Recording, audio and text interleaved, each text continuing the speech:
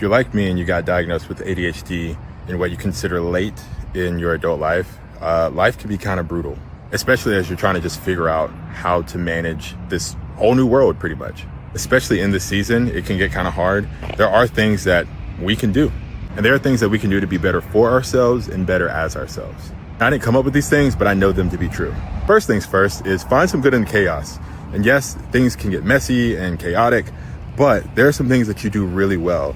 They might even be small things. Hone in on those things, embrace them, and start celebrating those small wins because they are in fact wins.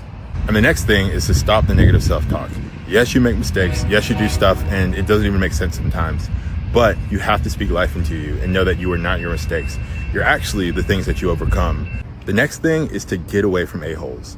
Like, be around people who are kind and gracious and forgiving and loving, because a-holes aren't good for anybody's mental, let alone people who get easily overstimulated and have like higher sensory inputs as well. Like, stay away from them. And honestly, that may suck because those people may be close to you, but we got to move away from people who don't intentionally choose to be kind, because we need kindness. We want to give kindness.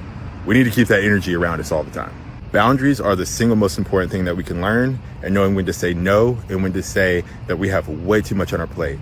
Because sometimes all the things that we say yes to are not actually beneficial and don't actually move the needle.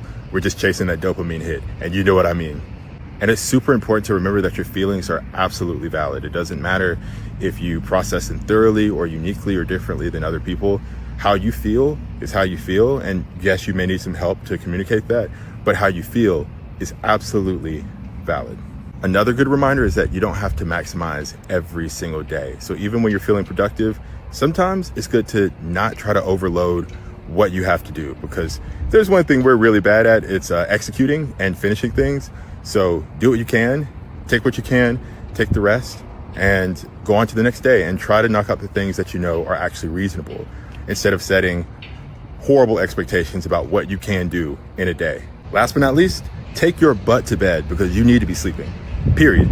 Again, I said, go to sleep and sleep the right amounts, okay?